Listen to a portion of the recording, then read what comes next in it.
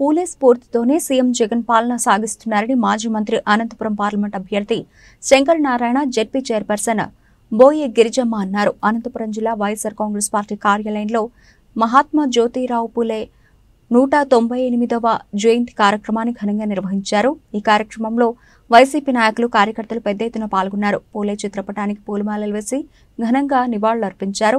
ఈ సందర్భంగా శంకర్ నారాయణ మాట్లాడుతూ, బడుగుల హక్కుల కోసం స్త్రీ సమానత్వానికి బాటలు వేసిన మహనీయుడు జ్యోతిబా పూలే అని అన్నారు.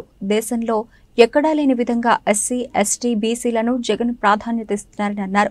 ఇలాంటి పాలన కొనసాగాలంటే మళ్లీ జగన్ రావాలని అన్నారు.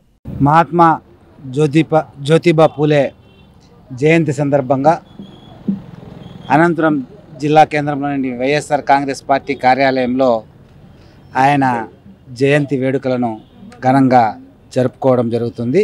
ఈ సమాజంలో ఉన్నటువంటి హెచ్చుతగ్గులను, రుగ్మతలను రూపుమాపాలని, సమసమాజం ఏర్పాటు కావాలని, అణగారిన వర్గాలు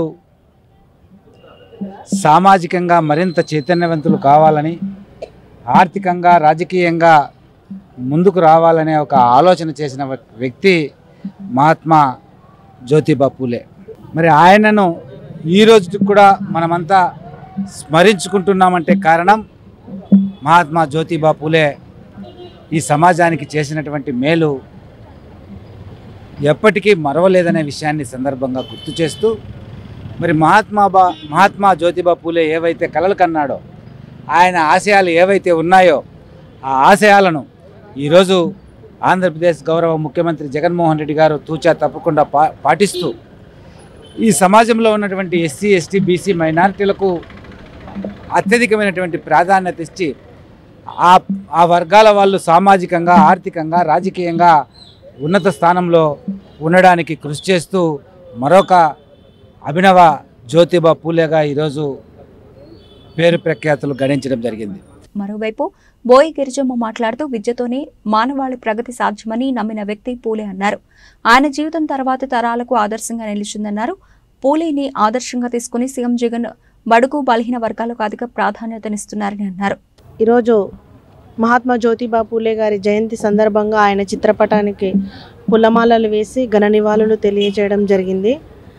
ఈ సమాజంలో బడుగు బలహీన వర్గాల వారికి సమాన హక్కులు రావాలి, సమాన అవకాశాలు రావాలి అని పోరాడేటువంటి వాళ్ళలో మహాత్మా జ్యోతిబా పూలే గారు ఒకరు. ఈరోజు మనం చూసుకుంటే ఈ సమాజంలో స్త్రీలు సగభాగంలో ఉన్నారు. స్త్రీలకు కూడా సమానంగా అవకాశాలు రావాలి అని మొట్టమొదటిసారిగా కూడా వాళ్ళ సతీమణి సావిత్రిబాయి పూలే గారికి చదువు చెప్పించి జాతీయ నేషనల్ ఉమెన్ టీచర్గా కూడా మొట్టమొదటి స్థానంలో కూడా సావిత్రిబాయి పూలే గారు నిలిచి ఉన్నారు. ఈరోజు అటువంటి మహనీయుల ఆశయాలను ఆచరణలో పెడుతూ మన ఆంధ్ర రాష్ట్ర ముఖ్యమంత్రి వర్యులు వైఎస్ జగన్మోహన్ రెడ్డి గారు ఈ రాష్ట్రంలో అందరికీ కూడా సమానంగా అవకాశాలు ఇస్తూ, సమానంగా సంక్షేమ పథకాలు అందిస్తూ, మరొక వైపు కూడా రాజకీయంగా మహిళలకు 50% రిజర్వేషన్ కల్పించి 50% నామినేషన్ వర్కుల్లో కూడా మహిళలకే అగ్రస్థానాన్ని కల్పించి ఈరోజు అటువంటి మహనీయుల యొక్క ఆశయాలను ఆచరణలో పెడుతూ కూడా ఈరోజు పరిపాలన చేస్తూ ఉన్నారు. ఈరోజు బీసీలందరూ కూడా జగనన్న గుండెల్లో పెట్టుకొని చూసుకుంటా ఉన్నారు.